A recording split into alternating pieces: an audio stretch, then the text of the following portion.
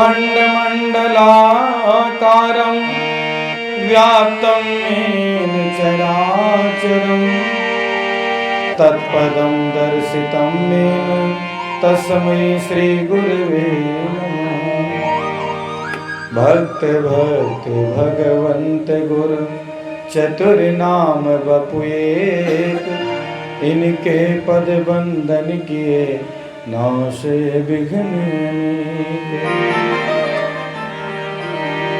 मेरी भव बाधा हरो श्री राधा नागर सोए, जातन की झाई पर श्याम हरित दुति होए।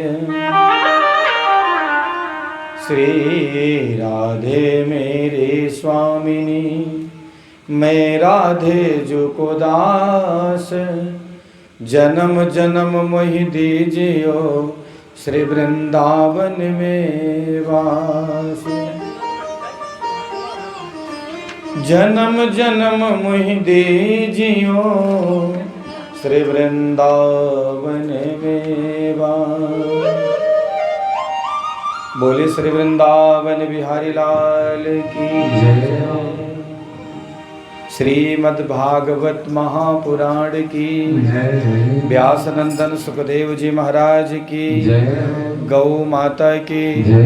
गंगा माता की जय। गायत्री माता की जय।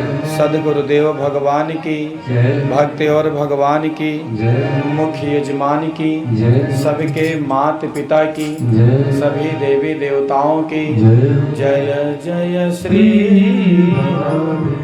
जय जय श्री राधे, जय जय श्री राधे।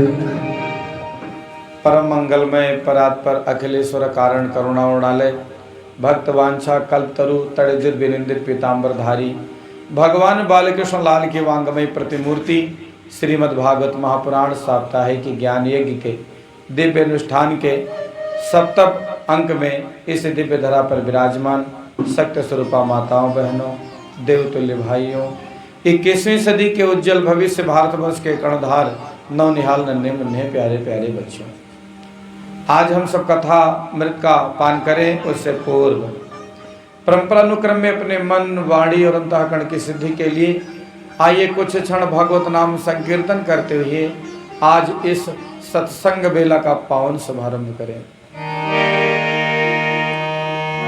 जय राधे राधे गोविंद गोविंद राधे राधे राधे गोविंद राधे गोविंद राधे राधे गोपाल राधे गोविंद राधे राधे गोविंद राधे राधे गोपाल राधे गोविंद राधे राधे गोपाल जय राधे राधे गोविंद गोविंद राधे राधे राधे गोविंद राधे हरि बोल।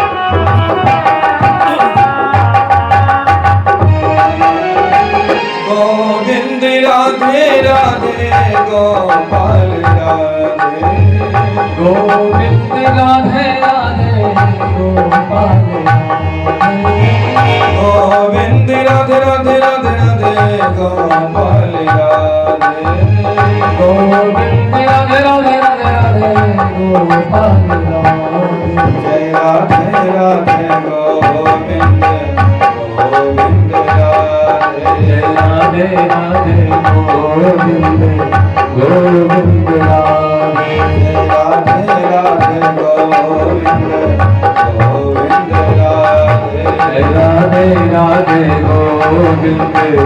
गोविंद राय।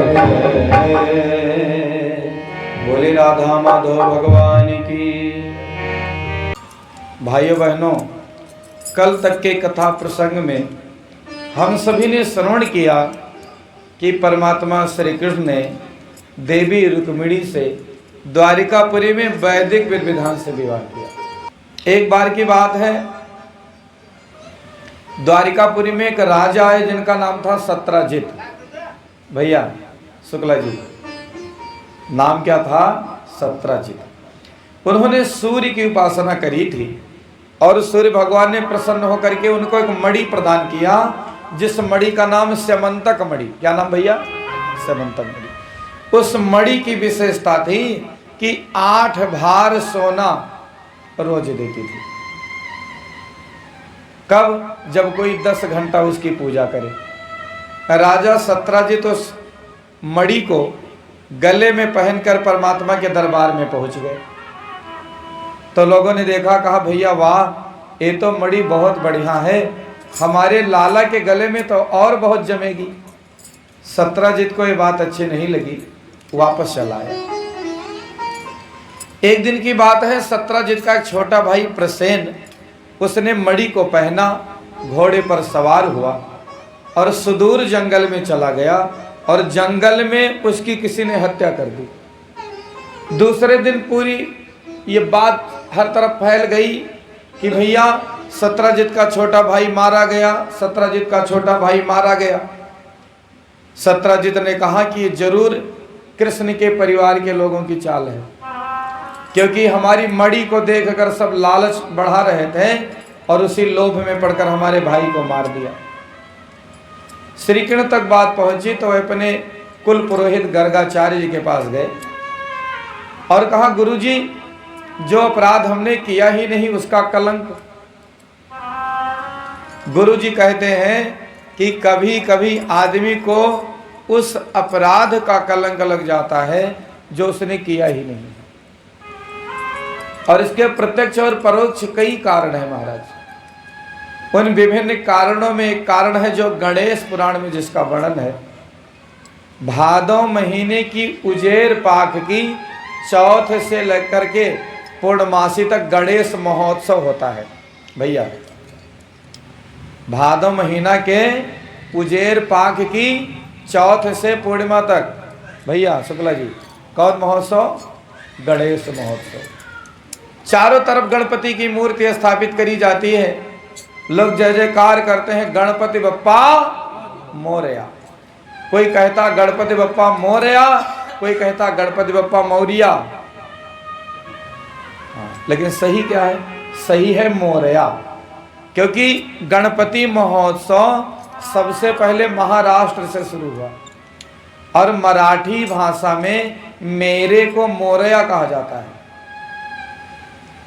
जैसे हम लोग नवरात्रि में कहते हैं जय माता दी। अरे भैया दी कौन शब्द है? दुर्गा जी, काली जी, लक्ष्मी जी, भवानी जी, राम जी, सीता जी, लेकिन जय माता दी क्यों? विचार करना चाहिए कि नहीं? जय माता जी कहना चाहिए, लेकिन लोग कहते भैया जय माता दी, जय माता दी। जय माता दी इसलिए क्योंकि हमारे पूरे राष्ट्र में दुर्गा पूजन सबसे पहले बंगाल से शुरू हुआ, पश्चिम बंगाल, और बंगला भाषा में जी को दी कहा जाता है। तो वहाँ प्रारंभ हुआ जय माता दी, वहाँ से दुर्गा पूजा आई, तो वहाँ जो लोग कहते थे जय घोष लगाते थे वो भी आ गया। तो ऋषि कहते हैं कि भादो महीने के उजेर पाख के चौथ से लेकर के पूर्णमासी तक गणेश महोत्सव होता है। उन 11 दिनों में भगवान गणेश इस धरती पर विशेष प्रभावी रहते हैं।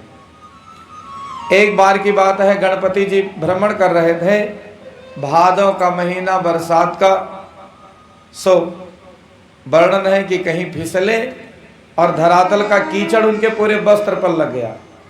चौथ का चांद मुस्कुराया, बहुत अच्छा, बहुत अच्छा।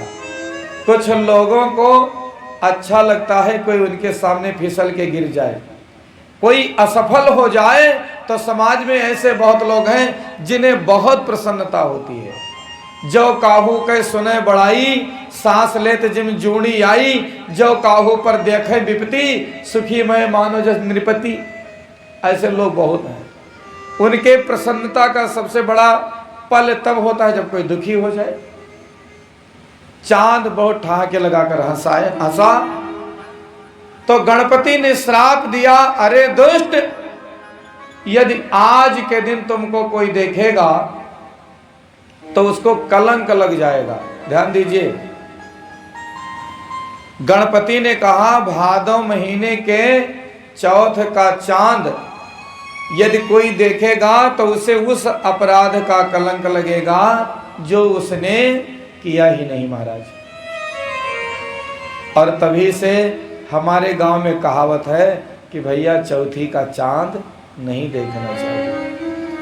यदि गलती से भी दृष्टि पड़ गई तो आप अनुभव करेंगे साल भर में कहीं ना कहीं कलंक का टीका आपके माथे लगेगा, और ऐसा कलंक जिसके आप दूर दूर तक संबंधी नहीं है।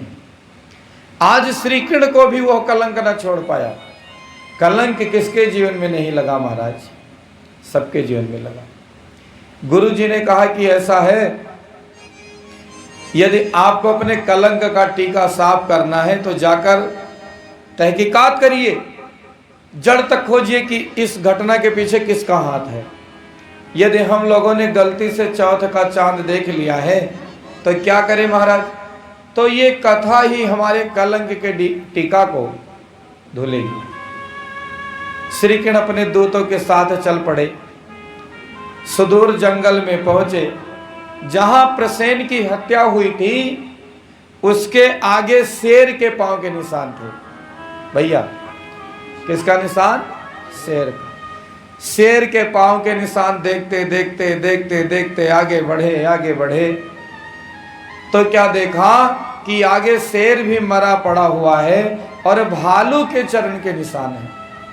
भालू का चरण चिन्ह देखते देखते आगे गए, एक बहुत बड़ा गुफा मिला, आगे किसी का निशान नहीं। श्री कृष्ण ने अपने साथियों को कहा, आप लोग गुफा के बाहर 12 दिन तक मेरी प्रतीक्षा करो। यदि 12 दिन में मैं वापस ना आया तो समझना कि मैं अब नहीं आ पाऊंगा। सब रुक गए।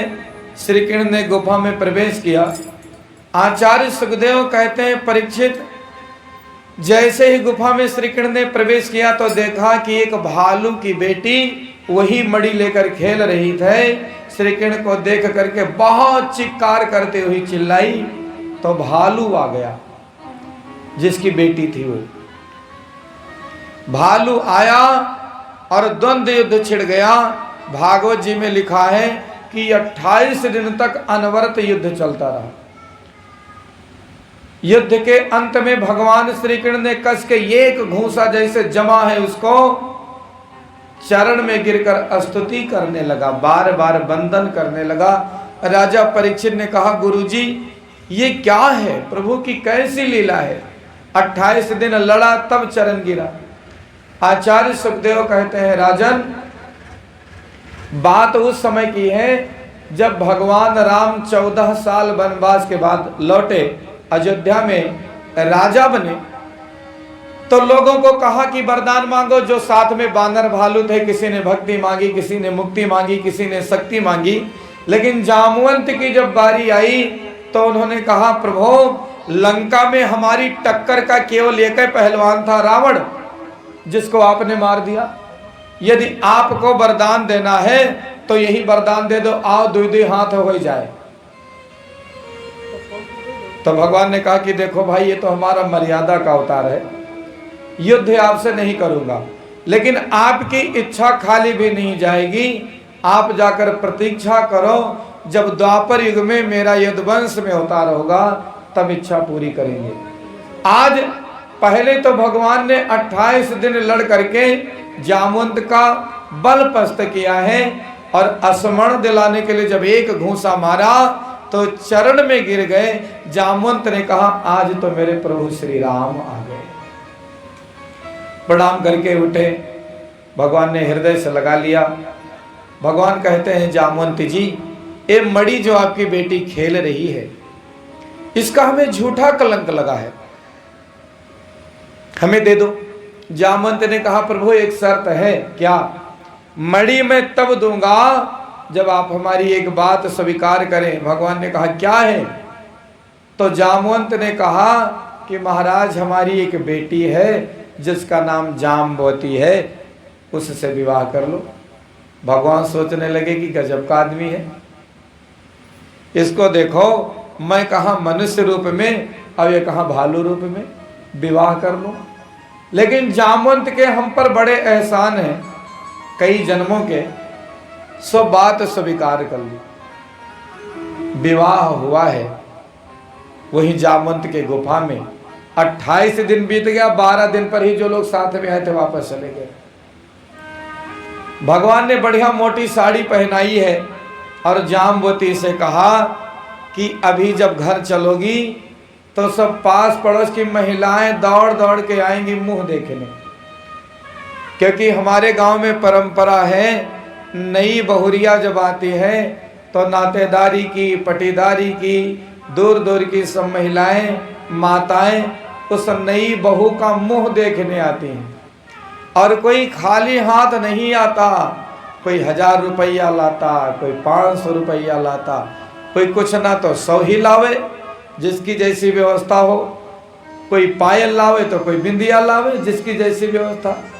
फिर तो उसी मुंह दिखाई में बहुरिया का पर्स ऐसे पैक भरता है कि 3-4 साल फिर पूछो मत, खूब ठाट बाट से खर्चा चले महाराज। भगवान ने जाम्बवती से कहा अभी घर चलना और घूंघट डाल के बैठ जाना। जब रुक्मिणी मुंह देखने आए तो उनको कह देना कि पहले मुंह दिखाई दो तो मुंह दिखाऊंगी। जब वो कहें कि मुंह दिखाई क्या लोगी तो कह देना आप एकादशी का व्रत करती हो। ध्यान दीजिए, एकादशी व्रत करे हमेशा ताके तन नहीं रहे कलेसा। सभी व्रतों का राजा व्रत एकादशी है, और कोई व्रत ना हो पावे ठीक, लेकिन एकादशी अवश्य करना चाहिए। भगवान ने कहा जाम्बवती से कि कह देना रुक्मिणी से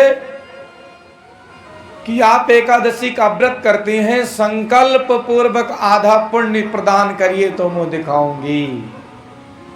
महाराज पहुंची, रुक्मिणी आई, बोली मुंह दिखाओ मुंह दिखाओ। कहा मुंह दिखाई लाओ। कहा सब तुम्हारा तो ये है, क्या मुंह दिखाई मांगना? कहा नहीं, जो मांगेंगे सो देंगी, हाँ दूंगी।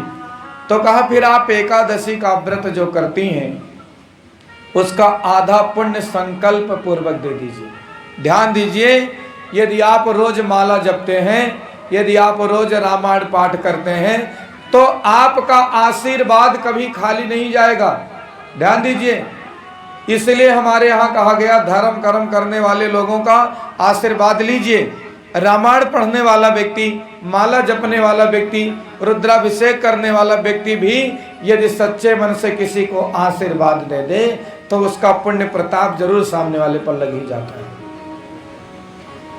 तो एकादशी का व्रत किया था, आधा पुण्य का संकल्प लिया हाथ में जल लेकर, और जैसे जाम्बवती पर छिड़का है, जाम्बवती जो है महाराज वह भालू की शरीर की नहीं, भालू का शरीर बदल करके दिव्य एक सुंदरी के रूप में परिणित हो गई। बोले भागवत भगवान की। 2 विवाह हो गए महाराज। भगवान ने मणि उठाई, पहुंच गए सत्यजित के पास। कहा देखो भैया, तुमने हमको झूठा कलंक लगाया था, एक मणि तो तुम्हारा कोई और ले गया था, ले जाओ।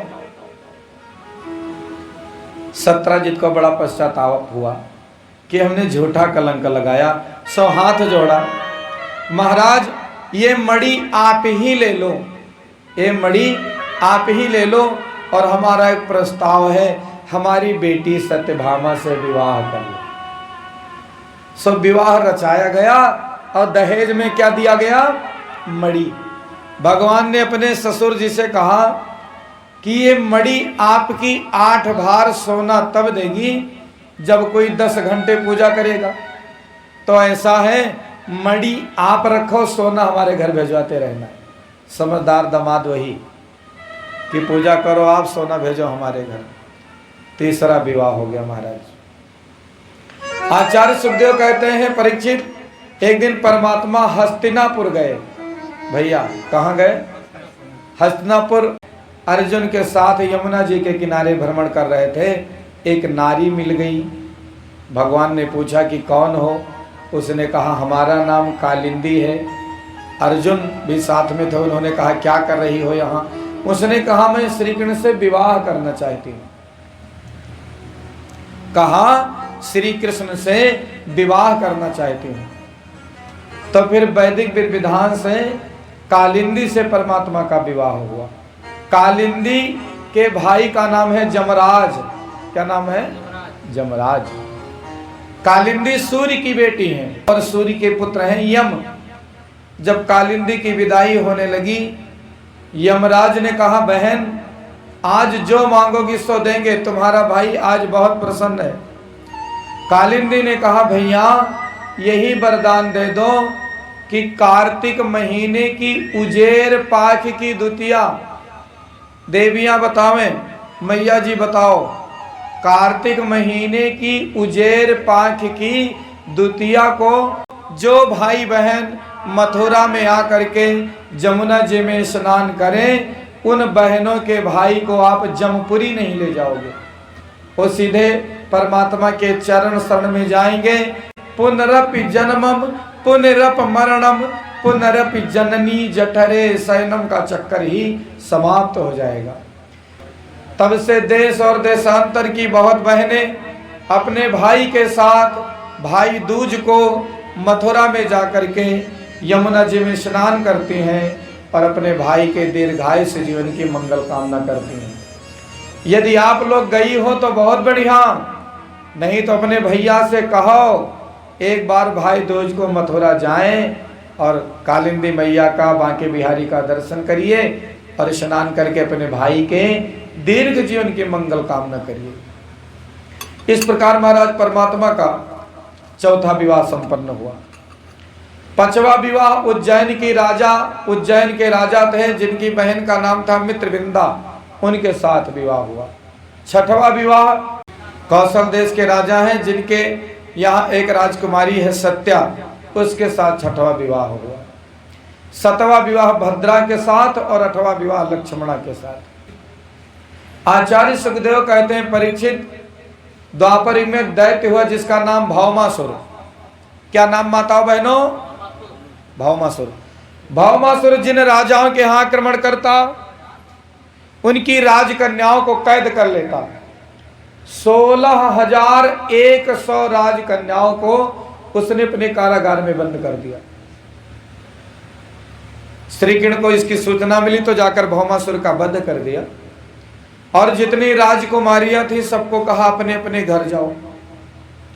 राजकुमारियां कहने लगी महाराज हमारे घर परिवार में तो कोई रहा नहीं, इस भौमासुर ने हमारे परिवारी जनों को मार डाला,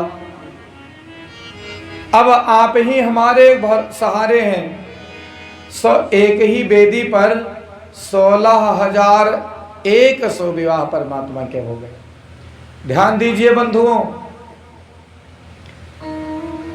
8 पहले और 16,100 बाद में, कितने हो गए?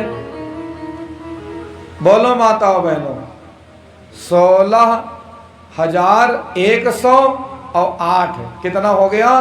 16,108। चूंकि आप सब बहुत प्रबुद्ध लोग हैं इसलिए चर्चा करना आवश्यक है।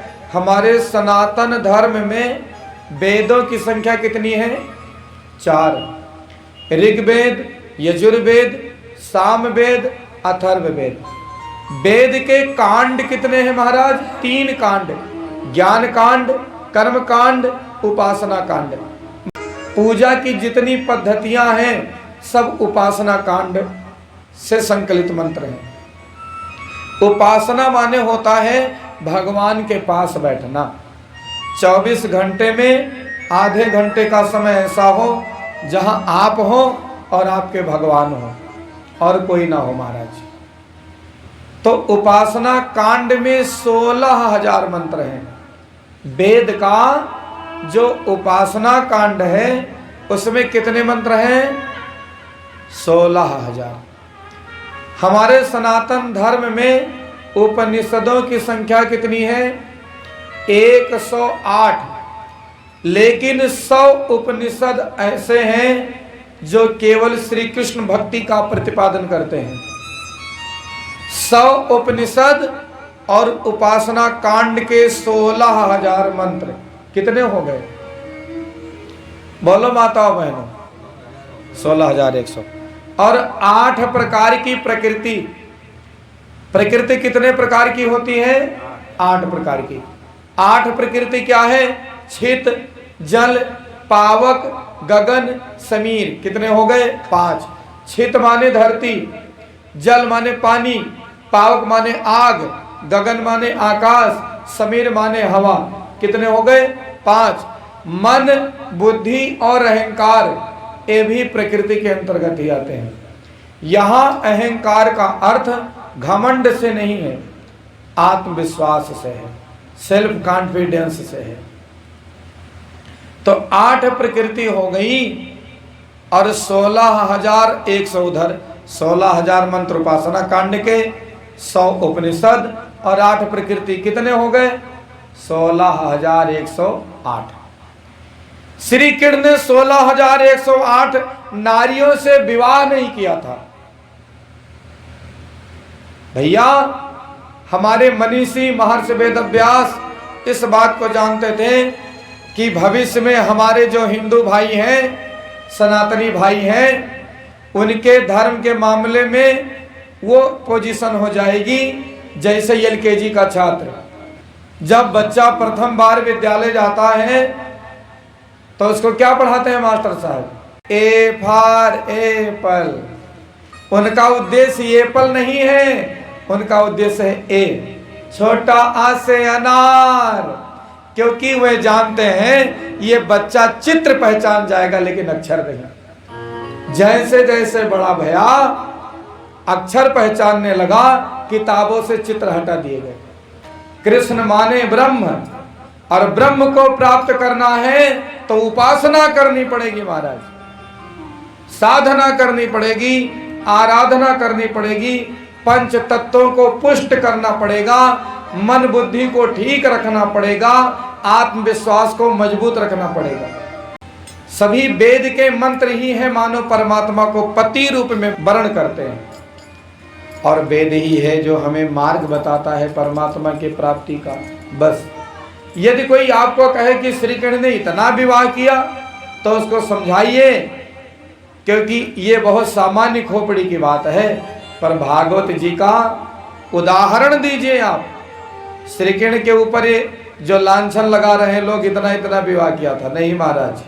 और हमको आपको समझाने के लिए एक सरल शब्द का भाषा का प्रयोग किया गया। बाकी जितने भी वेद, वेदांत, उपनिषद, आनंद स्मृतियां हैं, सभी मूर्तिमान होकर के श्री कृष्ण को वर्ण करने का पथ प्रशस्त करते हैं महाराज। बोली श्री कृष्ण कन्हैया लाल की जय। आचार्य सुखदेव कहते हैं, परीक्षित, श्री कृष्ण ने देखा कि एक पौंड्रक नामक दुष्ट दुराचारी है जो पाखंड बनाता है कि मैं भगवान हूँ। ढोंगी, समाज में ढोंगी लोगों की कमी नहीं है महाराज। तो हमने कल भी कथा में निवेदन किया था कि हमें धर्म करना है, भक्ति करनी है, लेकिन विवेकपूर्ण ढंग से भक्ति करनी है। अविवेकपूर्ण भक्ति नहीं, विवेकपूर्ण भक्ति होगी, वही व्यक्ति के जीवन में फलदायी होगी। पांडवों के भगवान ने राजसूय यज्ञ का आयोजन कराया है, और उस माध्यम से जरासंध दैत्य, जो कि कंस का ससुर था, उसने कई विद्वानों को, भक्तों को अपने यहाँ कैद कर रखा था। सो महाराज भीम और अर्जुन को ले जाकर के भगवान ने लीला ही लीला में रूप बदल कर उसकी हत्या करा दी, वध करा दिया। यदि आपका उद्देश्य गड़बड़ नहीं है तो आप कोई भी काम कर सकते हैं, उद्देश्य गलत नहीं होना चाहिए। हत्या करना बहुत बड़ा जुर्म है, लेकिन भगवान राम कहते हैं हत्या भी पुण्य है। राम जी कहते हैं हत्या पुण्य है। क्यों? रामचरितमानस में, अनुज बधु भगिनी सुत नारी, सुन सठ कन्या समिये चारी, इन्हीं कुदृष्ट बिलोकई जोई, ताहि बधे कछु पाप न हुई। भगवान राम जो मर्यादा के प्रतिमूर्ति है महाराज, वे कह रहे हैं इसलिए यदि आपका उद्देश्य गलत नहीं है, दुष्ट दुराचारी को दंड देने के लिए यदि छल का भी प्रयोग करना पड़े तो छल का पाप वहां व्यक्ति को नहीं लगता। तो जरासंध का वध हुआ है। तदुपरांत महाराज पांडव के यहाँ राजस्व यज्ञ का आयोजन हुआ। अग्र पूजा के लिए नकुल सहदेव ने श्री कृष्ण को कहा, विरोध किया है शिशुपाल ने, तो शिशुपाल विरोध करता गया, गाली देता गया। भगवान श्री कृष्ण जमीन पर रेखाएं खींचते चले गए। लोगों ने कहा श्री कृष्ण के सुदर्शन चक्र के आगे बड़े बड़े योद्धा नहीं टिकते, और ये गाली दे रहा है, सुन रहे हैं। शिशुपाल भगवान श्री कृष्ण के सगी बुआ का बेटा है, बचपन में बड़ा उदंड था। तो बुआ ने कहा था, बच्चा तुम्हारे बुआ का बेटा है, इसको मारो मत। श्री कृष्ण ने कहा, यदि ये 100 अपराध करेगा तो मैं इसको कुछ नहीं कहूंगा, लेकिन उसके ऊपर बर्दाश्त नहीं है। आज पांडव के राजस्व यज्ञ में शिशुपाल गालियां दे रहा है और श्री कृष्ण जमीन पर रेखाएं खींच रहे हैं, और गालियां दे रहा है, श्री कृष्ण रेखाएं खींच रहे हैं। 99 पूरी हुई, 100 पूरी हुई। जैसे 101वीं गाली प्रारंभ करी, श्री कृष्ण ने अपना सुदर्शन चक्र छोड़ दिया है। वह चक्र जाकर के शिशुपाल का उसी वेदी पर वध कर दिया। शिशुपाल की प्राण ज्योति निकलकर श्री कृष्ण में समा गई। श्री कृष्ण ने अपने जीवन काल में जितने भी संबंध निभाए, किसी में कोई कोर कसर नहीं छोड़ी। हम लोग भगवान की स्तुति करते हैं, त्वमेव माता च पिता त्वमेव बंधुश्च सखा त्वमेव विद्या द्रविणम त्वमेव सर्वम मम देव। श्री कृष्ण के एक बचपन के मित्र थे जिनका नाम सुदामा। ध्यान दीजिए, भगवान श्री कृष्ण जहां विद्या अध्ययन करने गए थे, उज्जैन, जिसका पूर्व नाम अवंतिकापुर है, गुरु संदीपनी का आश्रम पढ़ने गए। कहीं भी आचार्य सुखदेव ने सुदामा जी को दरिद्र नहीं कहा है। भागवत में कहीं भी सुदामा जी के लिए दरिद्र शब्द नहीं आया है, पर मैं बहुत ब्राह्मणों को देखता हूं व्यासपीठ से भी और वैसे भी सुदामा दरिद्र थे। सुदामा दरिद्र थे भैया, सुदामा को दरिद्र नहीं कहा गया। सुदामा जैसा पात्र श्री कृष्ण के पूरे जीवन काल में नहीं आया, क्योंकि जितने भी देव हैं श्री कृष्ण को सबका आधार, सबका इष्ट माना गया, और सबका इष्ट श्री कृष्ण भी दौड़ करके जिन सुदामा को अपने सिंहासन पर बिठाते हैं, इतना रोते हैं कि उनके आंसू से चरण झुल जाता है। क्या वो सुदामा दरिद्र हो सकता है? नहीं महाराज। लोग कुठाराघात करते हैं कि सुदामा हिस्से का चना खा लिए थे। शास्त्र में वर्णन है कि अवंतिकापुरी में जब पढ़ रहे थे दोनों भैया सुदामा जी के साथ, एक दिन गुरु माता ने कहा कि बच्चा चले जाओ जंगल से समिधा ले आओ हवन के लिए, और भूख लगे तो ये चना ले जाओ खा लेना। सुदामा जी को दे दिया। सुदामा को बचपन से ही ब्रह्म ज्ञान प्राप्त था महाराज। जंगल में पहुंचे, देर हो गया, जोरदार बारिश होने लगी, पेड़ के नीचे छिप गए। सुदामा ने जैसे पोटली खोली और चना को मुट्ठी में लिया, इनको मालूम हो गया वो चना पूर्व से श्रापित था, जो खाएगा वो विपन्न निर्धन हो जाएगा। सवेरे भोजन किया तो शाम को ठिकाना नहीं रहेगा। सुदामा रोने लगे, क्या करूं, फेंक दूं तो जो खाए उसको भोगना पड़ेगा, यदि श्री कृष्ण को खिला दूं तो उसको भोगना पड़ेगा। ब्राह्मण वो व्यक्ति था हमारे राष्ट्र का जिसने कहा कि हमें दुख मिल जाए मंजूर है, लेकिन दूसरे को दुख देना मंजूर नहीं है। ये राह नहीं है फूलों की, कांटे ही इस पर मिलते हैं, लेकर के दर्द जमाने का बस हिम्मत वाले चलते हैं, बस हिम्मत वाले चलते हैं। किसी दूसरे के सिर पर निर्धनता का कलंक न लगे, इसलिए सुदामा जी ने वो चना स्वयं खा लिया। श्री कृष्ण ने कहा भैया कुछ खिलाओ, कहा कुछ नहीं है, कहा तो कट कट क्या हो रहा है, बोले ठंडी मारे दांत बज रहा है। सुदामा ने चना इसलिए खाया था कि वो कलंक निर्धनता का किसी और पर न लगे, और समाज ने सुदामा को कलंकित कर दिया कि दरिद्र ने सब खा लिया। नहीं, श्री कृष्ण को बचाने के लिए सुदामा ने उस चना को खाया था। सुदामा दरिद्र नहीं थे महाराज, गरीब थे, निर्धन थे, लेकिन दरिद्र नहीं थे। दरिद्र कौन है महाराज? दरिद्र कौन है? भागवत में लिखा है दरिद्रो यस्य असंतुष्टः, दरिद्र वह है जो असंतुष्ट है। बहुत ऐसे आदमी हैं जो मेहनत और मजदूरी करके परिवार चलाते हैं, लेकिन उनके बगल में बैठो लगेगा कि कितने बड़े आदमी के बगल बैठे हैं। और बहुत ऐसे करोड़पति हैं, उनके बगल में बैठो तो लगेगा कितने बड़े दरिद्र के बगल बैठे हैं। क्योंकि दरिद्र होना और अमीर होना ये धन पर निर्भर नहीं है महाराज। बहुत लोगों के पास बहुत धन है लेकिन स्वभाव से दरिद्र हैं, और बहुत बिल्कुल निर्धन है लेकिन स्वभाव से अमीर है। मन का बड़ा होना चाहिए आदमी को। एक संस्मरण है, एक महात्मा जी कहीं जा रहे थे, रास्ते में उनको एक फूटी कौड़ी मिल गई। कौड़ी को उठाए कमंडल में रख लिया। लोगों ने कहा बाबा कमंडल क्या करोगे, कमंडल में कौड़ी रखा है क्या करोगे? बाबा ने कहा कोई दरिद्र मिलेगा देंगे, रख लिया। ऐसे ऐसे लोगों के घर में गए जिनके घर सवेरे भोजन बने तो शाम को ठिकाना नहीं, ध्यान दीजिए, लेकिन दिया नहीं किसी को कौड़ी। एक दिन बाबा जा रहे थे, हल्ला हो रहा था, लूटो मारो काटो, लूटो मारो काटो, लूटो मारो काटो। बाबा रुक गए, लोगों से पूछा भैया ये क्या है? लोगों ने कहा ये पूर्व देश का राजा पश्चिम देश के राजा पर चढ़ाई करेगा। क्यों? बोले वो कमजोर हो गया है सामने वाला। क्या करेगा? बोले उसका राज्य लूट लेगा। क्यों भैया इसके पास नहीं है? बोले है लेकिन और बढ़ाएगा। महात्मा ने कहा इससे बड़ा दरिद्र नहीं मिलेगा। रुक गए रास्ते में, राजा की पालकी आई। महात्मा ने कहा है राजा नीचे उतरो। राजा नीचे उतरा, कहा हाथ फैलाओ, हाथ फैलाया। बाबा ने वही कौड़ी हाथ पर रख दी। राजा ने कहा बाबा ये क्या है? महात्मा ने कहा हमने बहुत घूमा लेकिन तुझसे बड़ा दरिद्र हमको संसार में नहीं मिला। अपने धन से संतुष्ट नहीं हो, जो तुमसे कमजोर पड़ गया है, लाचार है, दीन दुखी है, उसको आप सताना चाहते हो, उसका धन छीन लेना चाहते हो, और जो अपने से कमजोरों को सताए उनका धन हड़प ले, उससे बड़ा दरिद्र दुनिया में कोई नहीं है। सुदामा दरिद्र नहीं है महाराज। पढ़ाई हुई, सबकी विदाई हुई। श्री कृष्ण चलते चलते कहने लगे भैया पंडित जी जीवन में मौका मिले तो हमारी नगरी को जरूर आना। सुदामा घर आए, सब अपने घर गए। सुदामा का विवाह हुआ, पत्नी का नाम है सुशीला। सुशीला विपत्ति काल में ही पत्नी की परीक्षा होती है महाराज। पत्नी कौन महाराज? जो पति का बल न कम होने दे। यदि पति कभी निराश हो जाए तो साहस बढ़ाए, वह पत्नी है।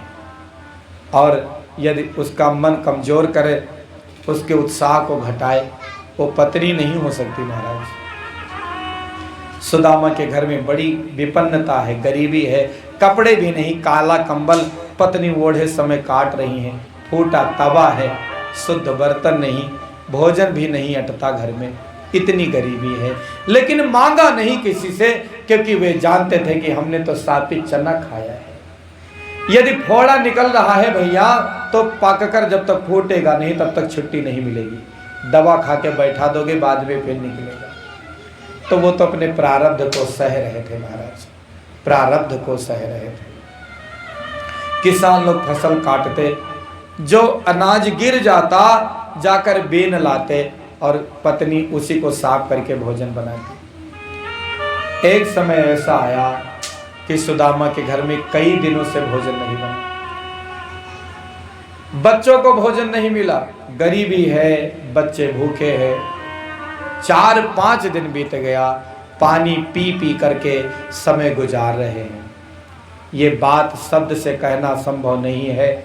जिन लोगों ने निकटता से देखा है महाराज, दर्द तो सब दर्द होता है, लेकिन भूख का दर्द क्या होता है ये वही जानते हैं जिन्होंने जीवन में भोगा है महाराज। यदि आपको 1 हफ्ता हो गया हो भोजन ना मिला हो, सामने भगवान प्रकट हो जाए और कहें वरदान मांगो तो क्या मांगोगे? बोलो भैया। आदमी यही कहेगा भगवान भोजन दे दो, नहीं तो इधर भोजन है उधर भगवान है। 1 हफ्ता से भोजन नहीं मिला है, ईमानदारी से बताओ किधर जाओगे? भोजन की ओर जाओगे। एक दिन सुशीला ने कहा महाराज ऐसे कब तक जीवन कटेगा? हमारे बच्चों को कब तक भोग सहना पड़ेगा? सूख गई हैं इतनी सुशीला की हड्डियां गिन ले छोटा बच्चा भी। बच्चे कहते हैं अम्मा भोजन दो। सुदामा जी घर से निकल पड़े। रात हो गई, कुछ मिले तब तो ले आए, किसी के मांगने भी नहीं जाते। हमने किसी हिंदी की किताब में पढ़ा था, क्या बढ़िया बेइज्जती करी गई है कि सुदामा कहते हैं औरन को धन चाहिए बावरी, बाभन का धन केवल भिक्षा। जो ब्राह्मण होकर भीख मांगेगा वो ब्राह्मण नहीं हो सकता। ब्राह्मण यदि भीख मांगता है तो अपने तेज को नष्ट करता है। हाँ, ये बात अलग है कि ब्राह्मण दान का अधिकारी तो है, ब्राह्मण दान ले सकता है, लेकिन भीख नहीं मांगना चाहिए ब्राह्मण को। यदि भीख मांगेगा तो अपने तेज को नष्ट करेगा। सुदामा कभी किसी से भिक्षा नहीं मांगते महाराज। किसी के खेत में कुछ पड़ा अनाज भी नहीं मिला, चूल्हे पर बर्तन चढ़ा दिया है, आग जला दी, पानी डाल दी, लड़के पेट के बल लेटे हुए हैं, अम्मा कुछ तो लाओ। सुशीला ने कहा बच्चा तुम्हारे पिताजी गए हैं, चावल लाएंगे, अभी भात बनाऊंगी, खाना। आधी रात बीत गई, सुदामा नहीं आए। आधी रात के बाद फिर एक पहर बीत गया, नींद नहीं आ रही है बच्चों को। सुदामा खाली हाथ पहुंचे। सुशीला फपक फपक कर रोने लगी, स्वामी अब हमें मर जाना चाहिए, क्योंकि हमारे बच्चे हमारे आंखों के सामने भोजन के बिना तड़प तड़प कर कैसे जीवन गुजार रहे हैं। एक माँ ये कैसे बर्दाश्त कर पाए कि उसके बच्चे भोजन के बिना तड़पे, भोजन के बिना मरे। बच्चे दौड़कर माँ को लिपट गए, रोने लगे, मेरी माँ मुझे भूख नहीं है, मुझे नहीं करना है भोजन। सुदामा माथा पीटते हैं, विधाता हमको दंड दिया था, उसमें इन बेचारों का क्या दोष था, मैं क्या करूं, कहाँ जाऊं। सुशीला पछाड़ खा के घर में गिर गई, हाहाकार मच गया। भगवान इतना बड़ा दंड, अच्छे कपड़े ना हो, रहने को घर ना हो तो जीवन जिया जा सकता है, लेकिन खाने को भोजन ना हो, आदमी कैसे रहेगा। बच्चों का पेट एक में चिपका हुआ है, पूरा परिवार परेशान है। सुदामा कहते हैं देखो नसीब का खेल है, हमारे बचपन का मित्र तीनों लोक का मालिक है, और विधाता तूने हमारे माथे पर ये निर्धनता का कलंक लगा दिया। क्या परमार्थ करने वालों को यही सजा मिलेगी, जगत के लिए शुभ सोचने वाले को यही दंड मिलेगा। मैं कहां जाऊं, क्या करूं। जैसे कहा हमारे बचपन का मित्र तीनों लोक का मालिक, सुशीला को थोड़ा होश आ गया, उठकर आई, स्वामी यदि आपके मित्र त्रिलोकीनाथ हैं तो एक बार उनके पास जाओ, एक बार जाओ। सुदामा कहने लगे देवी हमारे देह पर शुद्ध कपड़े नहीं हैं, मित्र के घर कैसे जाऊं, गुरु के घर, मित्र के घर। भगवान की पूजा में कभी भी खाली हाथ नहीं जाना चाहिए, तो हमारे घर कुछ खाने की व्यवस्था नहीं, मैं मित्र के घर क्या लेकर जाऊंगा। सुशीला ने कहा इसकी चिंता मत करो। पड़ोस के घरों में सुशीला गई और आज अपना स्वाभिमान किनारे रख दिया। सुशीला ने कहा बहन कोई एक मुट्ठी चावल दे दो। अपने जीवन में जब विषमता होती है तो कोई नजदीक नहीं आता महाराज। सुख में तेरे साथ चलेंगे, दुख में मुंह सब मोड़ेंगे, दुनिया वाले तेरे बनकर तेरा ही दिल तोड़ेंगे। देते हैं भगवान को धोखा, इंसान को छोड़ेंगे क्या। सपने वादे प्यार वफा सब बातें हैं, बातों का क्या। कसमें वादे प्यार वफा सब बातें हैं, बातों का क्या। कोई किसी का नहीं है, झूठे नाते हैं, नातों का क्या। किसी ने नहीं दिया।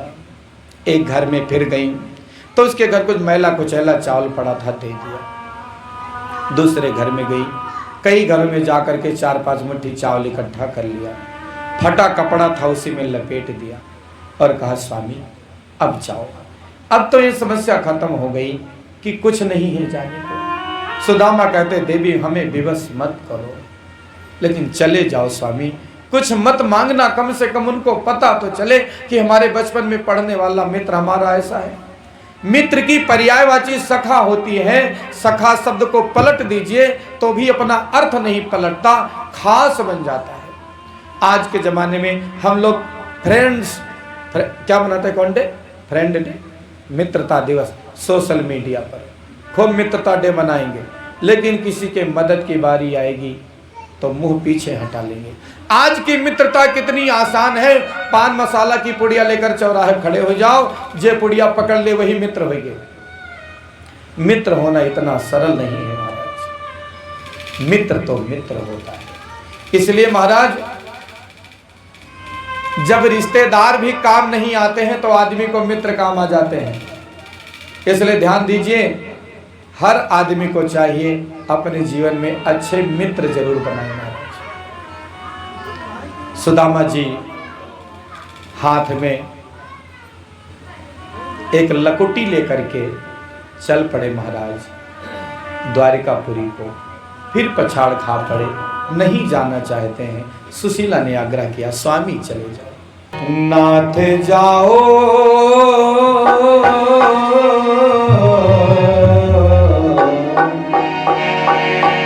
नाथ जाओ चले द्वारिका को, इस नगर में गुजारा नहीं है। नाथ जाओ चले द्वारिका को, इस नगर में गुजारा नहीं है। नाथ जाओ चले द्वारिका को, इस नगर में गुजारा नहीं है, नहीं है। इस नगर में गुजारा नहीं है। दूर कर देंगे दुख मुरली वाले, दूर कर देंगे दुख मुरली वाले, और कोई सहारा नहीं है। दूर कर देंगे दुख मुरली वाले, और कोई सहारा नहीं। हरि बोल।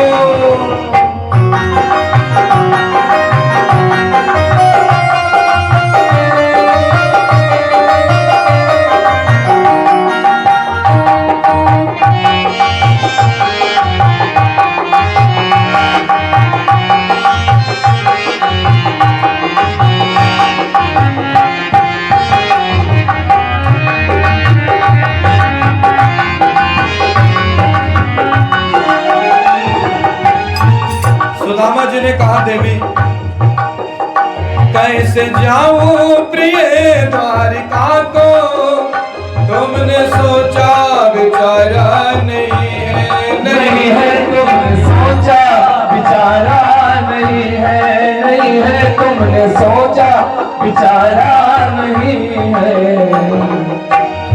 देख लो तनिके,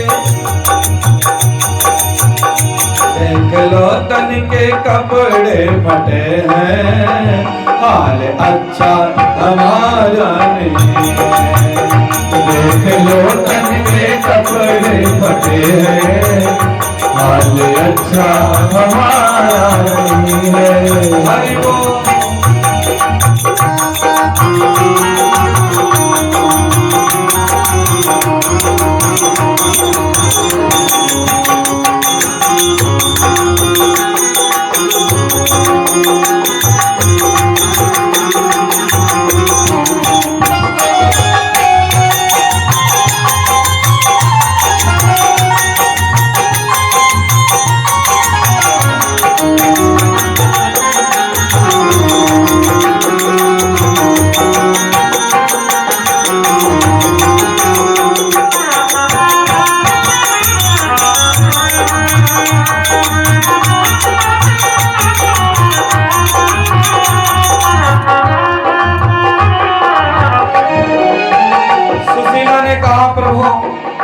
बात मानो तुम स्वामी हमारी, मित्रता है प्रभु से तुम्हारी, तुम्हारी मित्रता है प्रभु से तुम्हारी, तुम्हारी मित्रता है प्रभु से तुम्हारी।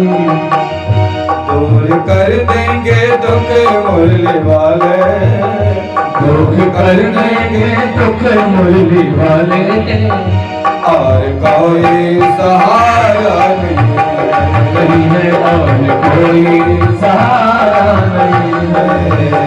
नाथ जाओ चले द्वारिका को, इस नगर में गुजारा नहीं है, नहीं है इस नगर में गुजारा नहीं है, नहीं है इस नगर में गुजारा नहीं है।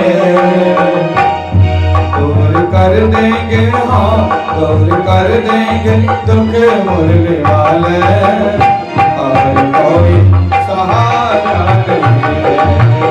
दूर कर देंगे दुख मुरली वाले, और कोई सहारा नहीं है, और कोई सहारा नहीं है, नहीं है और कोई सहारा नहीं है।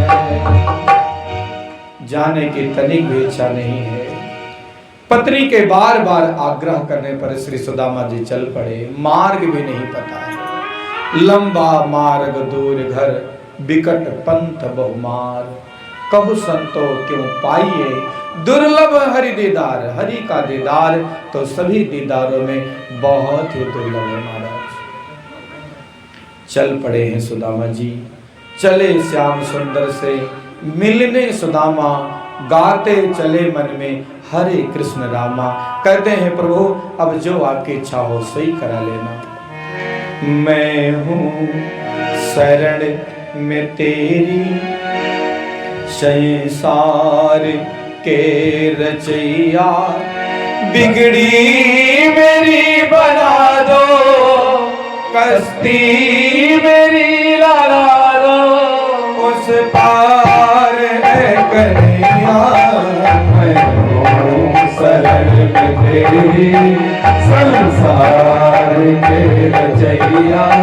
बिगड़ी मेरी बना दो, कश्ती मेरी लगा दो, उस पार है कन्हैया। मैं हूँ शरण में तेरी, संसार के रचैया।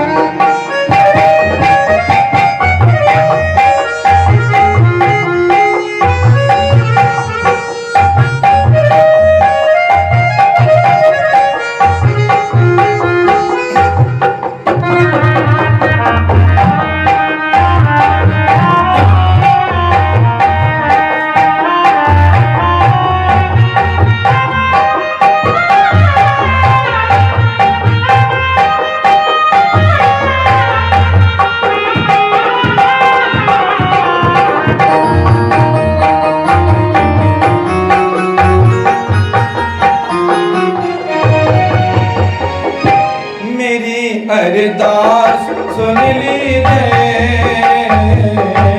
प्रभु सुनियान कर लीजिए। मेरी अरदास सुन लीजिए, प्रभु सुजान हर लीजिए। दर्श के मार तो दीजिए, मैं समझूंगा सावरी है। दर्श के मार तो दीजिए, मैं समझूंगा सावरी है। पतवार थाम लो तुम, पतवार थाम लो तुम, पतवार थाम लो तुम, पतवार थाम लो तुम। मझधार में नैया शरण तेरी, संसार के रचैया।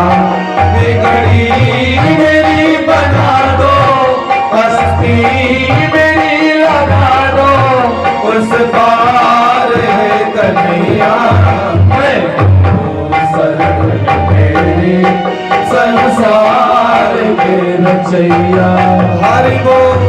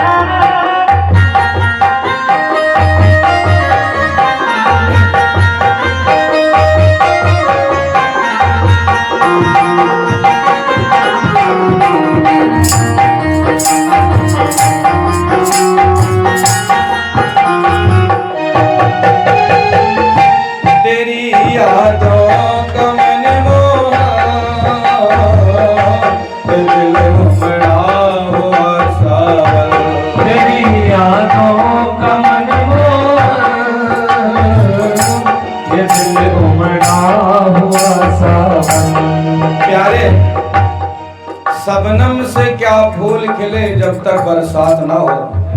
प्यारे, शबनम से क्या फूल खिले जब तक बरसात ना हो, और तस्वीर से क्या दिल भरे जब तक मुलाकात ना हो। हरि इसलिए कहना है, तेरी यादों का मन मोहा, ये दिल उमड़ा हुआ सा, तेरी यादों का मन मोहा, ये दिल उमड़ा हुआ सा। मुझे भी प्यास इस दिल की, सुनूंगा जब तेरा आवाज़। मुझे भी प्यास इस दिल की, सुनूंगा जब तेरा आवाज़। पावन पतित को करना, पावन पतित को करना, पावन पतित को करना, पावन पतित को करना। उस बार कन्हैया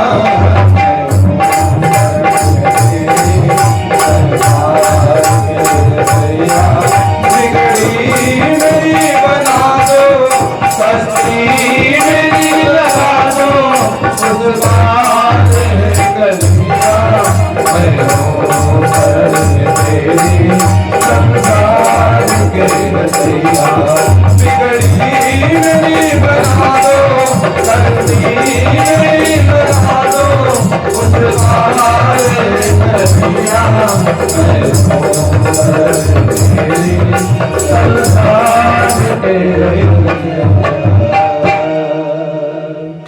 मैं हूँ शरण में तेरी, संसार के रचैया। बिगड़ी मेरी बना दो, कश्ती मेरी लगा दो, उस पार ऐ कन्हैया। मैं हूँ शरण में तेरी, संसार के रचैया। बोलो भागवत भगवान की जय हो।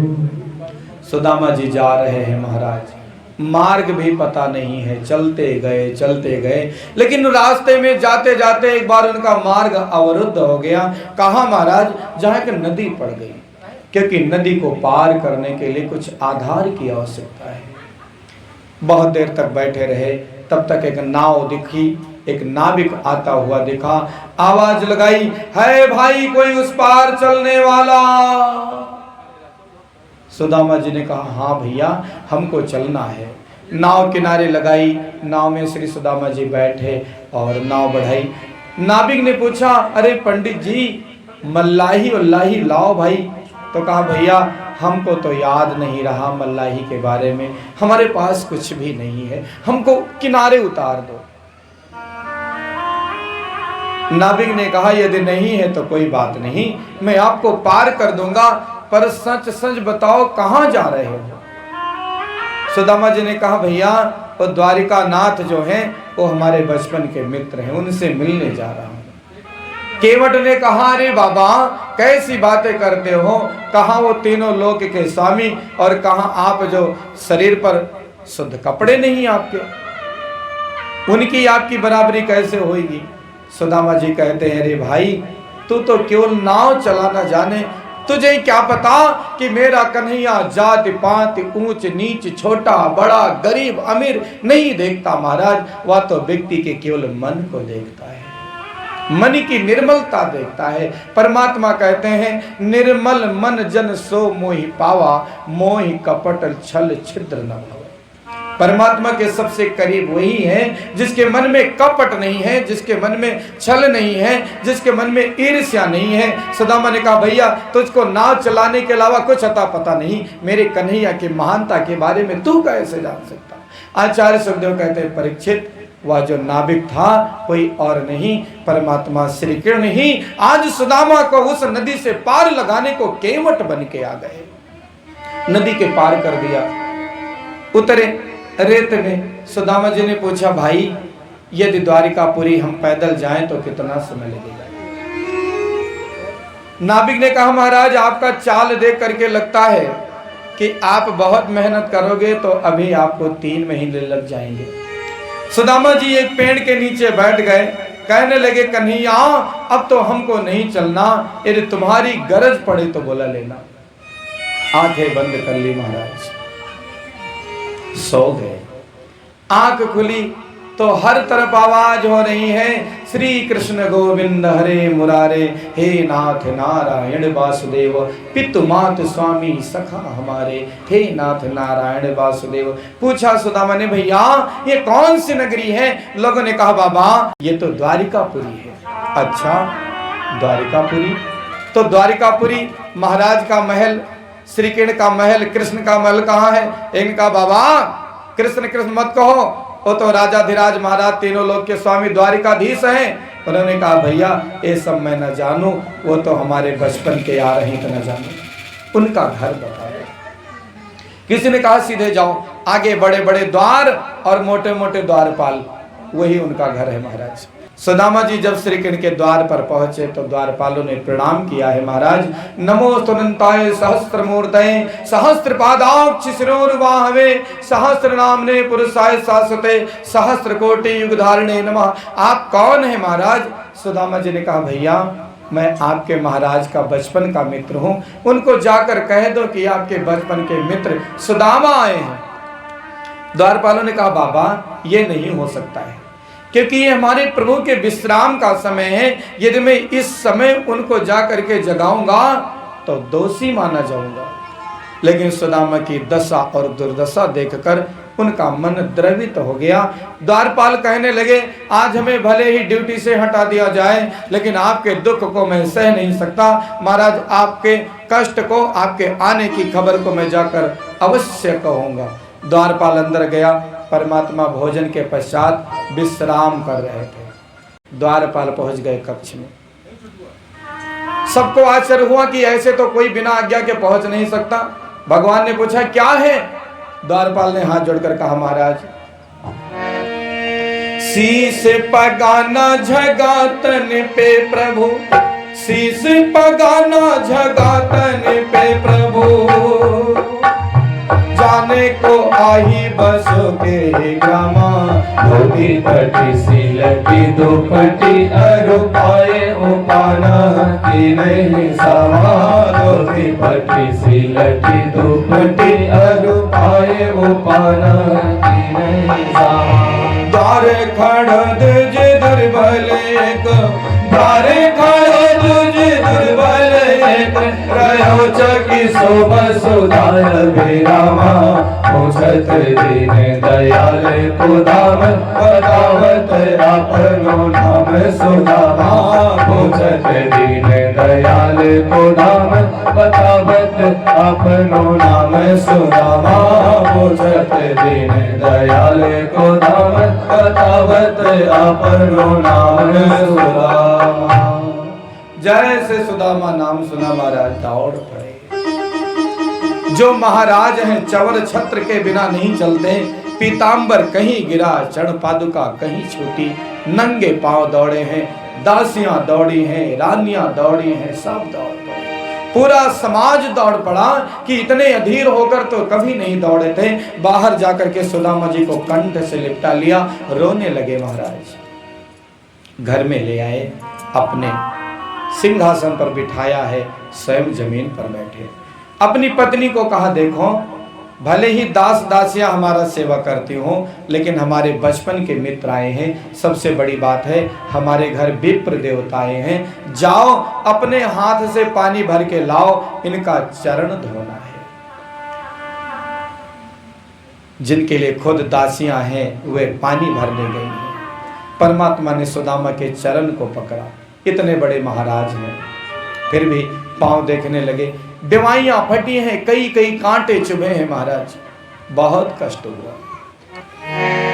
ऐसे बेहाल बेवाइन सो ऐसे में हाल मेरा इन संपग कंटक जाले लगे पुनि जोए आए साधु कर पायो सखा तुम आए इतना कितने दिन खोए आए महादुख पायो सखा तुम आए इतना कितने दिन खोए हाय महादुख पायो सखा तुम आए इतना कितने दिन खोए।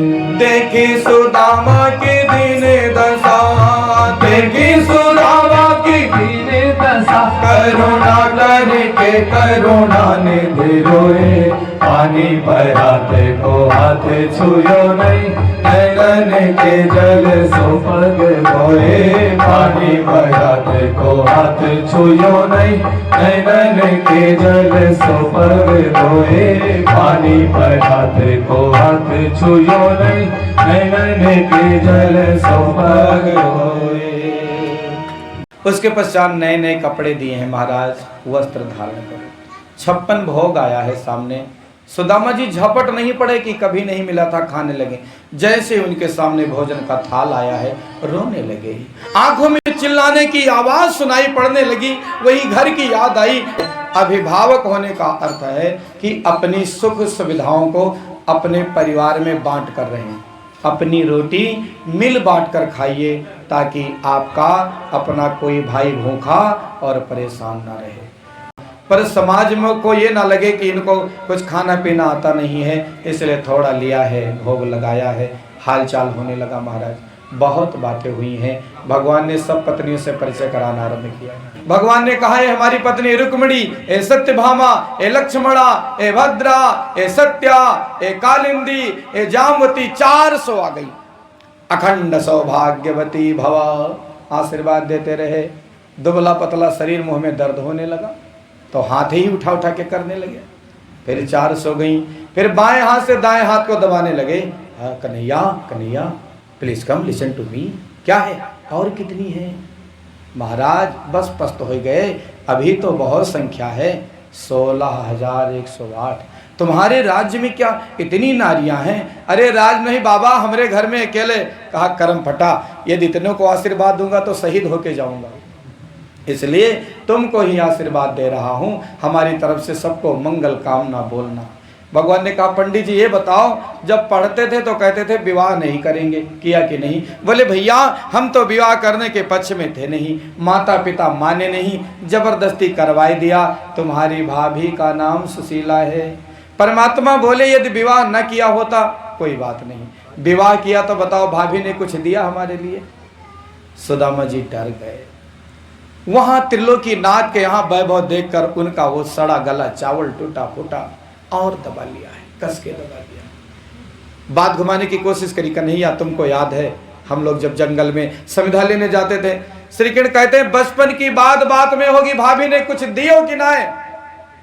कहा याद है एक बार पानी बरसने लगा था। कहा वो सब याद है, कुछ दियो कि ना है? कहने लगे या कि यही तो गंदी आदत है, जो जिद ठान ले सो भूले ना है। कहा कन्हैया ये बात बदल दे, वरना तुम्हारी पत्नी से सारा नटखट का जो काम था तुम्हारा सब कह दूंगा।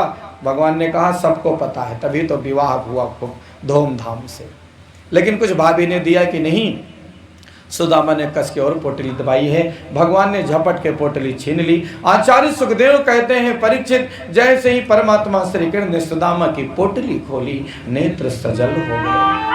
सुशीला कितनी चतुर नारी है, कई घरों का चावल भेजा था, कोई टूटा है, कोई सड़ा है, कोई गला है, कोई पीला है।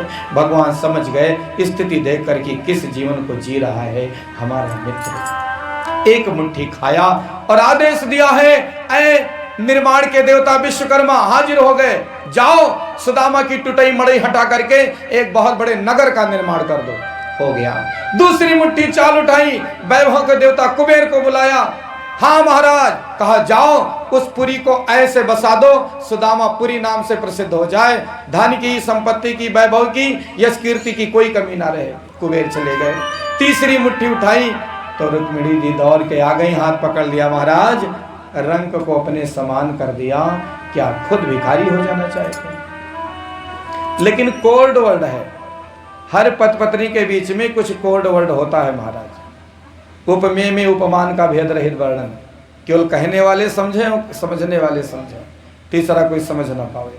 कहा ज्यादा चावल खाओगे तो पेट खराब हो जाएगा, इशारा तो कहीं और है।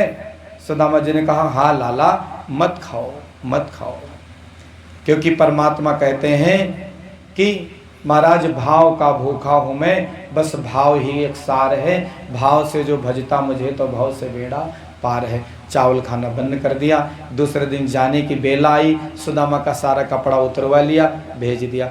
सुदामा लौटे तो धन्यवाद दे रहे हैं, धन्य कन्हैया, इतने ऊंचे पद पर पहुंचकर भी तुम्हें तनिक भी अहंकार नहीं।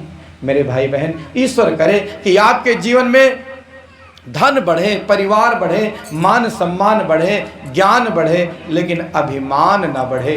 पग पग पर प्रयास करना, और जिस दिन अहंकार बढ़ा, पतन का पहला दरवाजा उसी दिन व्यक्ति के जीवन में खुल जाता है, जिस दिन उसे अपनी प्रभुता पर अभिमान होने लगता है। सुदामा धन्यवाद देते जा रहे हैं। घर पहुंचे, 6 महीना पैदल चलते चलते, देर हो जाए, जो गांव पड़ जाए रुक जाए। और 6 महीने के बाद उनको तो लगा महाराज फिर द्वारिकापुरी लौट आए। लोगों से पूछा भैया ये कौन पुरी है? लोगों ने कहा महाराज ये सुदामापुरी है। सुदामा घबरा गए, कहा इसके मतलब हम चले गए द्वारिकापुरी और कोई सुदामा नाम का सेठ आया, कब्जा कर लिया जमीनी, भूमि माफिया। तो इतनी तो हिम्मत है नहीं कि बुलडोजर चलवाए दें, गरीब आदमी हो। तो कहा भैया ये सुदामा सेठ कहाँ रहते हैं? एक ने कहा बाबा वो सेठ नहीं पंडित जी हैं। तो कहने लगे हो सकता है कोई पंडित जी हो अमीर हमारे नाम के। पूछा कहाँ हैं? द्वारपालों ने कहा उनको 1 साल हो गया, पता नहीं कहाँ गए हैं, उनके बाद हमारी ड्यूटी लगी है। तब इनको पता लग गया कि शायद ये हमारा ही घर है, लेकिन क्रोधित हो गए। कहा द्वारपालों से कि उनकी पत्नी है, बुलाए दो। गए तो भैया जैसे भगवान गए थे, 6 महीने मिले, सुदामा जी से मिले, और 6 महीने में पंडिताइन को खा पी के सारी तंदुरुस्ती आ गई, वज्रदेह दानो दलन जय सेहत बन गई। पंडित जी जब गए थे तो दुबली पतली रही, अब बढ़िया सेहत बन गया, हाई कैलोरी की डाइट ली है ना। जैसे देखा पहले काली कमरी ओढ़ी, अब तो किनारीदार साड़ी। देखा सुदामा डर के भागे, कहा बाप है तो हमारी पंडिताइन है नहीं, अभी तो मामला बिगड़ जाएगा। भागे, सुशीला ने आवाज लगाए महाराज ठहरो। आवाज से लगाए तो हमारी श्रीमती जी की आवाज है। ठहर गए, लौटे। सुदामा ने कहा ये वैभव कहां से आया? सुशीला ने कहा या तो प्रभु की कृपा है, सो तुम जानो अंतर्यामी, पुरो मोर मनोर स्वामी। आपको चाहिए था दर्शन मिला, हमें चाहिए था वैभव मिला। सुदामा जी ने कहा कि वैभव पाकर व्यक्ति प्रमादी हो जाता है। दुख में सुमिरन सब करे, सुख में करे न कोय। तो इसलिए तुम सोने की दाल बनाओ, चांदी की रोटी चाटो। आई एम गोइंग टू जंगल, जा रहा हूं, नहीं रहूंगा, प्रमाद हो जाएगा।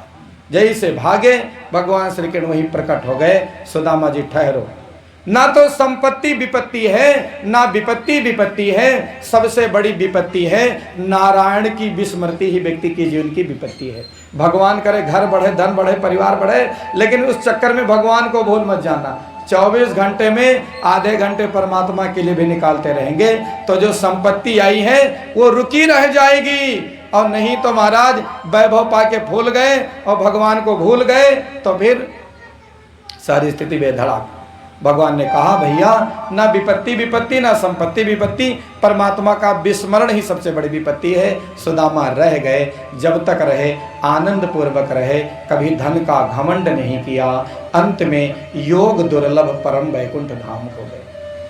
भगवान श्री कृष्ण 125 साल के हो गए, तब अपने नाती पोतों को बुलाया, कहा यहाँ हो, और कहा 4 चीजें आदमी को बर्बाद कर देती हैं। कितनी चीजें? 4। रूप यौवन संपन्न विशाल कुल संभव, विद्याहीना न शोभन्ते निर्गंधायु किम सुख। माता शत्रु पिता बैरी एन बालो न पाठिता, न शोभते सभा मध्य हंस मध्य बको यथा। रूप, 4 चीजें आदमी को बर्बाद करती हैं। रूप, अधिक सुंदर होना। कोई बहुत सुंदर है, किसी का चित्र सुंदर है तो चरित्र भी सुंदर होगा, गारंटी नहीं है। दूसरा यौवन जवानी, तीसरा संपन्न धनवान होना और चौथा विशाल कुल संभवा। आदमी बहुत सुंदर है, जवान है, धनवान है, अच्छे कुल में पैदा हुआ है, इन चारों में एक गुण भी है तो उसका विनाश होगा। अब अगर चारों हैं तो महाविनाश होगा महाराज। कैसे? यदि उस पर विवेक का लेबल नहीं लगा होगा तो। क्या सुंदर नहीं होना चाहिए? होना चाहिए। संपन्न धनवान नहीं होना चाहिए? होना चाहिए। क्या ऊंचे कुल में जन्म नहीं होना चाहिए? होना चाहिए। तो महाराज ये सब होना चाहिए, लेकिन इसके साथ यदि विवेक का लेबल नहीं लगा होगा तो व्यक्ति के पतन का वो सबसे बड़ा कारण बनेगा। इसलिए सुंदरता तभी संभलेगी जब विवेक होगा, धन तभी संभलेगा जब विवेक होगा, जवानी तभी संभलेगी जब विवेक होगा। और महाराज ऊंचे कुल का घमंड ही व्यक्ति को खा जाता है यदि उसके पास विवेक नहीं होता। इसलिए भगवान से ही प्रार्थना करो, हे भगवान हमारे मस्तिष्क में सदैव विवेक स्थिर बना रहे। भगवान के नाती पोतों ने कहा, आखिर हमको क्यों समझा रहे हो? श्री कृष्ण ने कहा, साधवों मम हृदय, साधु हमारे हृदय हैं, हमारे नगर के समीप को साधु महात्माएं हैं, तुम लोग उनके साथ बदसलूकी करते हो, अच्छा नहीं है। श्री कृष्ण ने समझाया, कोई माना नहीं। ग्वाल बालों ने अपने एक मित्र के पेट में कपड़े का इतना बड़ा गट्ठर बना के बांध दिया, साड़ी पहना दी, घूंघट डलवा दिया और द्वारिकापुरी के बाहर बगिया में दुर्वासा ऋषि तपस्या कर रहे थे संत मंडली के पास। उनके पास ले गए, कहा बाबा बताओ इसके पेट में लड़का है कि बिटिया? बाबा को क्रोध आ गया, उन्होंने कहा, अरे दुष्टों, मैं या तो नहीं कहूंगा कि कौन है, पर यह जरूर कहूंगा जो है तुम यदुवंशियों का काल है। भागे, जल्दी से उसकी साड़ी खोली, लड़के की कपड़े का गट्ठर बांधा था वो खोला महाराज, उसमें एक लोहे का मूसल निकला, उसको पत्थर पर घिसने लगे, पूरा घिस गया, इतना बचा जल में फेंक दिया।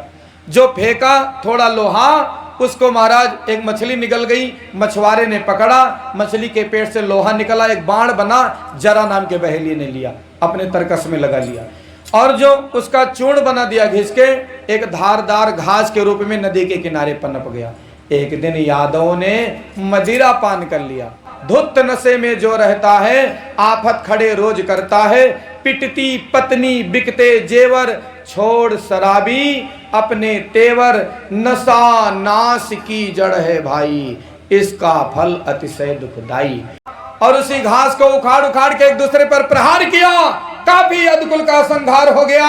कुछ बच्चे जिनसे यादव का वंश चला, श्री कृष्ण के पास सूचना आई, प्रभु जिस लीला के लिए धराधाम पर गए थे वो पूरा हुआ, अब आपको आना चाहिए। श्री कृष्ण ने अपने बाईं जांग पर दहिना पंजा रखा, जरा नाम के बहेली ने देखा, चमकता हुआ उनका पैर का तालु और बाण का संधान कर दिया, बाण सीधे पांव में घुस गया। बहेलिया दौड़ के आया, श्री कृष्ण को देखकर घुटने टेक कर रोने लगा, प्रभु क्षमा करो। भगवान ने कहा, अरे जरा चिंता मत कर, क्योंकि ये हिसाब पूरा हुआ है। स्मरण करो, त्रेता युग में तुम ही बाली नाम के बंदर थे, पेड़ के आड़ में छुपकर हमने तुमको मारा था, आज तुमने अपना बदला पूरा कर लिया।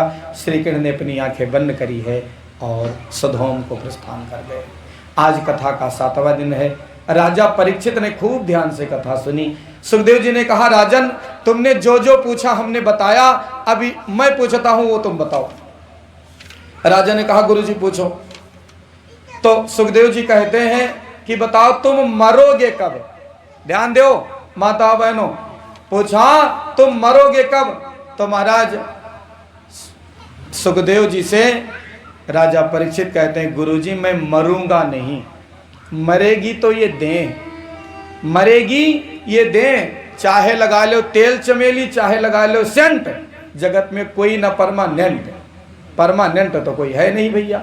अरे कोई 100 साल, कोई 70 साल, कोई 80 साल, पर कैसे चपक के बैठे हैं हम जैसे जाना नहीं है। इसलिए मुक्ति का कोई जतन कर लो, रोज थोड़ा थोड़ा हरि का भजन कर लो। जैसे कपड़े पुराने हो गए बदल दिए, ऐसे हमको आपको एक दिन देह का भी परित्याग कर देना है। राजा परीक्षित को आचार्य सुखदेव ने कहा कि जाओ, अब चिंता मत करो, तुम्हें कोई मार न सकेगा। सुखदेव जी वहां से विदा लेकर चले गए। बोलो भागवत भगवान की। 7वां दिन बड़े बड़े साधुओं संतों की भीड़ एकत्रित हो गई महाराज। तक्षक नाग चला डसने, क्योंकि श्राप मिला था श्रृंगी ऋषि का।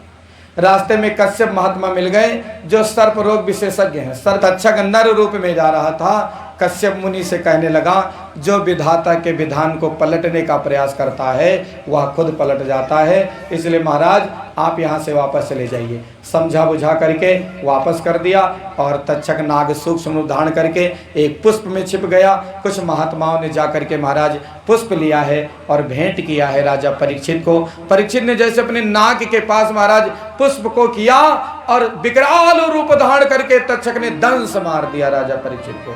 मुक्त हो गए थे। पंच तत्व काया उनकी शांत हो गई। उनके बड़े पुत्र जन्मेजय को बड़ा कोप हुआ। सर्प सत्र का आयोजन किया। इस धरातल पर जितने सांप थे सबको जलवा दिया। तक्षक नाग बचा था, इंद्रलोक भाग गया। यज्ञ के माध्यम से आवाहन कराया है। वैदिक ब्राह्मणों ने यज्ञ की स्थापना करी, मंत्रोच्चार के साथ अग्नि प्रज्वलित किया। ओम हरि ओम भूर्भुवः स्वः देवरिवा भूम्ना पृथ्वी वरिमणा तस्यास्ते पृथ्वी देव यजनि पृष्ठे ग्रमन्नादमन्नाद्यायादधे अग्निं दूतं पुरोदधे हव्यवाहमुपब्रवे देवामासादयादिः ओम अग्नये नमः। धू धू कर आग जलने लगी महाराज। इंद्र और इंद्रासन और तक्षक नाग सब गिरने लगे। तब आस्तिक मुनि आते हैं, समझाया बेटा सर्प को जलाना ठीक नहीं है, क्योंकि प्रारब्ध के अनुसार तुम्हारे पिता को ऐसे जाना तय था। सर्प सत्र के कारण जन्मेजय का मन बहुत अशांत हो गया। कहने लगे क्या करें? तो महात्मा ने कहा कि बेटा अशांत मन को शांति देनी है तो श्रीमद देवी भागवत की कथा श्रवण करो। यहाँ सब प्रबुद्ध वर्ग के लोग बैठे हैं, इसलिए मेरी प्रार्थना है आप सबको, जिन लोगों ने भागवत जी की कथा सुनी है, भागवत और अच्छा समझना है तो श्रीमद देवी भागवत पढ़िए। क्योंकि जहाँ से श्रीमद भागवत की कथा का समापन है, श्रीमद भागवत महापुराण का जहाँ समापन है, श्रीमद देवी भागवत का वहीं से शुभारंभ है। श्रीमद् भागवत महापुराण के मुख्य श्रोता कौन है? राजा परीक्षित। और श्रीमद् देवी भागवत के मुख्य श्रोता कौन है महाराज?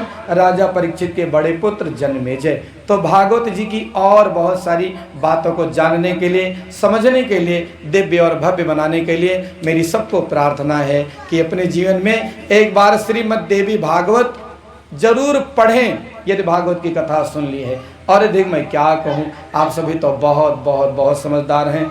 भागवत जी का अंतिम मंत्र हम यहाँ से बोलेंगे। हमारे सब भाई बहन जो हम बोले आप लोग बोलें, नाम संकीर्तनम यस्य सर्व पाप प्रणाशनम प्रणामो दुख समनस्तम नमामि हरिम परम। जिन भगवान के नामों का संकीर्तन सारे पापों को सर्वथा नष्ट कर देता है, उन्हीं परम तत्व स्वरूप श्री हरि भगवान को हम सभी नमस्कार करते हैं। ओम विष्णवे नमः, ओम विष्णवे नमः, ओम विष्णवे नमः। हमारी सब माता बहन और भाई लोग बोलें, मांगा है मैंने श्याम से वरदान एक ही, बोलो मांगा है मैंने, मांगा है मैंने श्याम से वरदान एक ही, क्या तेरी कृपा बनी रहे, तेरी कृपा बनी रहे जब तक यारे मांगा है मैंने श्याम से वरदान एक ही, मांगा है मैंने श्याम से वरदान एक ही। हरि बोल, बोलिए वहां के बिहारी लाल की जय।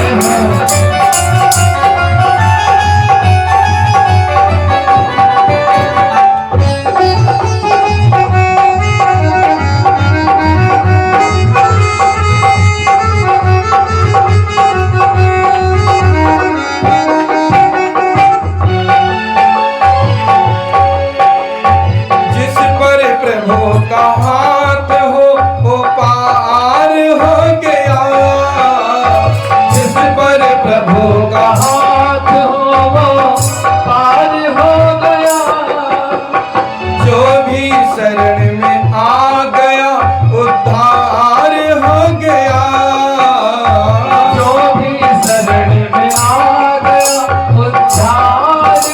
गया। जो भी शरण में आ गया उद्धार हो गया। जिसका भरोसा श्याम पे, जिसका भरोसा श्याम पे, रोना कभी नहीं। जिसका भरोसा श्याम पे, रोना कभी नहीं। बोले ऐसे दयालु श्याम से रिश्ता बनाइए। ऐसे दयालु श्याम से रिश्ता बनाइए। ऐसे दयालु श्याम से रिश्ता बनाइए। ऐसे दयालु श्याम से रिश्ता बनाइए। मिलता रहेगा आपको जो कुछ भी चाहिए। मिलता रहेगा आपको जो कुछ भी चाहिए। मिलता रहेगा आपको जो कुछ भी चाहिए। फिर ऐसा बाबा ऐसा करिश्मा होगा जो पहले हुआ नहीं। ऐसा करिश्मा होगा जो पहले हुआ नहीं।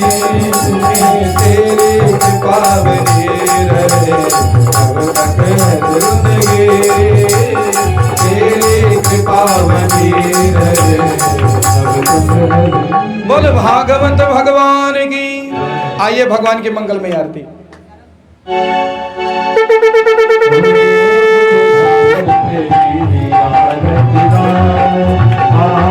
बिहारी तेरी